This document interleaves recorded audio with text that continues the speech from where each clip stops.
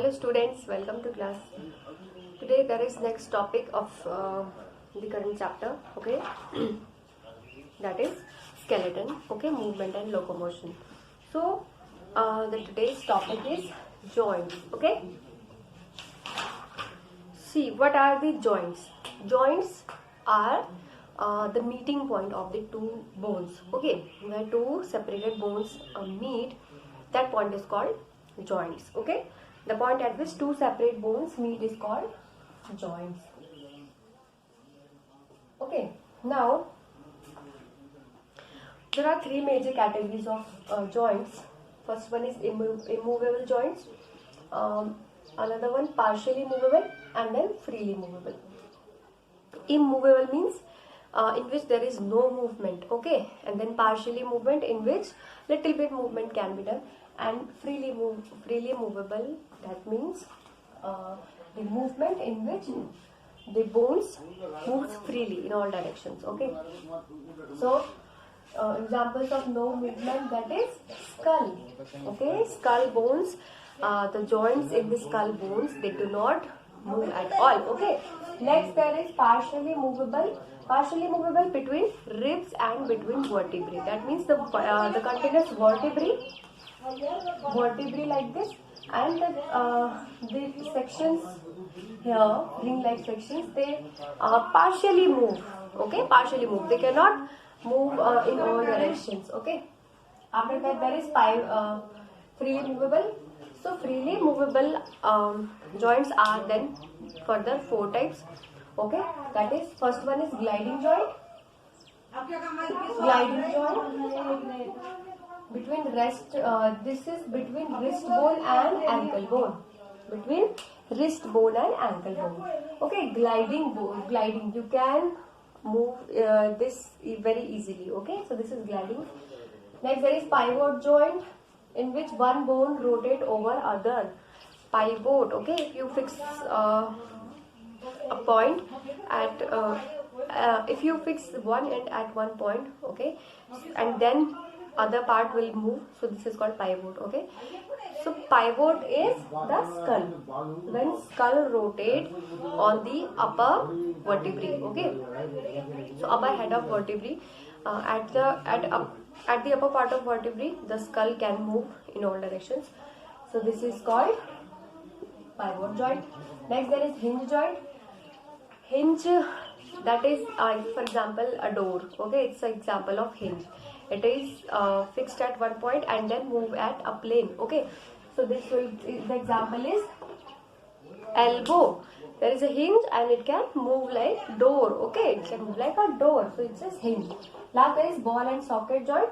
Ball and socket joint, in which one bone have the end, it is ball like, okay, and another it is in another bone, it's having a socket or a cup like depression, so that ball get fixed into that part, okay. So for example, there are two, shoulder joint and hip joint, okay. In the shoulder joint, the humerus, the upper arm bone, humerus. So the upper arm humerus having the ball at upper end, it fits into the socket called glenoid cavity, okay. It is in the glenoid cavity. Next there is hip joint. So hip joint, the longest bone, thigh bone, femoris ball fits into the acetabulum. Acetabulum is the cavity of the hip girdle, okay. Next there is synovial joints. Synovial joints are those joints which moves freely, okay, and it contains a fluid in the joints, okay. That is called synovial fluid. For example, shoulder, knee, okay. In the joints of shoulders, in the joints of knees, there is a fluid, synovial fluid, okay, and it is filled in a sac-like structure that is covered with synovial membrane, okay. And it considers the degree of movement, that is, we can move the knee or the elbow with the help of the synovial fluid, okay. So this was the joints, okay. Next, muscles. Next part is muscles. Okay, so muscles, what do the muscles do? They provide movement to the body, they cover skeleton and give shape. Okay, the bony part is covered by the muscles and then skin. Okay, it maintains the body posture when we are sitting, when we are standing, when we are doing anything. Muscles help in the maintaining the posture. Muscle actually is a bundle of contractile tissues. Contractile means those muscles which can contract and which can expand. Okay, so that is contractile tissue. It having two ends. One there is fixed end and another one is the movable end. Okay, so one point will be fixed, another point will be movable of the muscle. The movable end of the muscle forms tendon.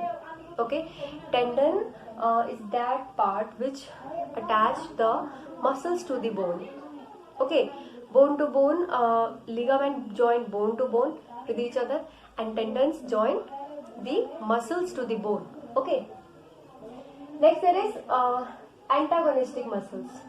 What are the antagonistic muscles? A structure which has been moved by a muscle can't result in return in original position without action of other muscle. If we do some action of muscles on any part, it will not return in its original position without any action of other muscle.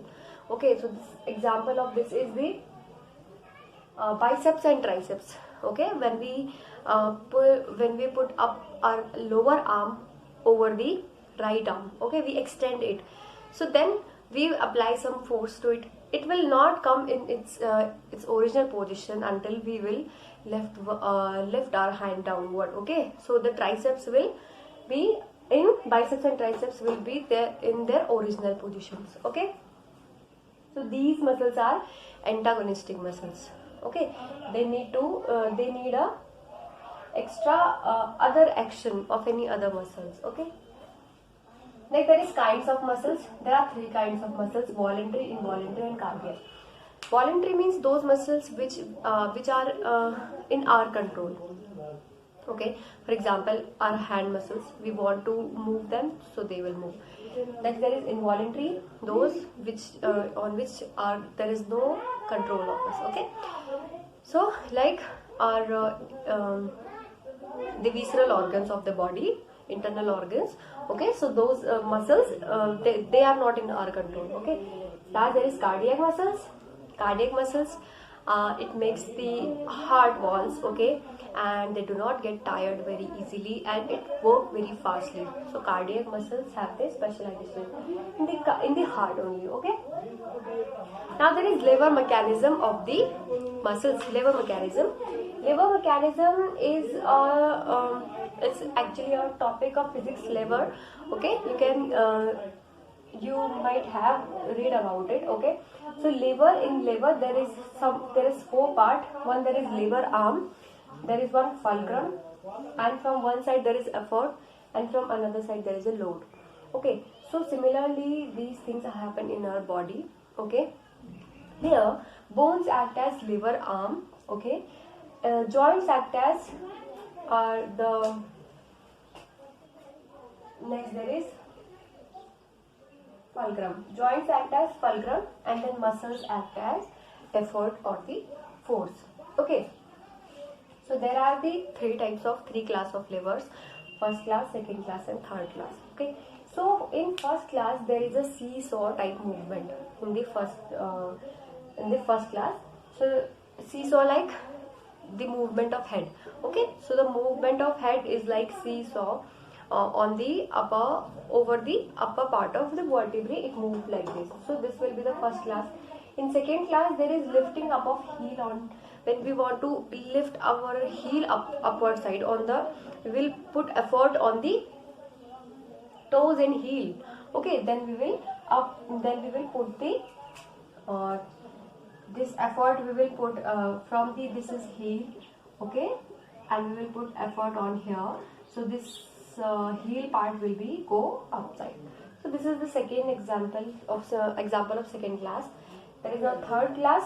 Okay, its example is elbow, flexion of elbow. That is if you want to lift up a book. Okay, so this is the example of the third class lever. Okay, So this was the chapter. Okay, it's finished now. Okay. Okay. Thank you.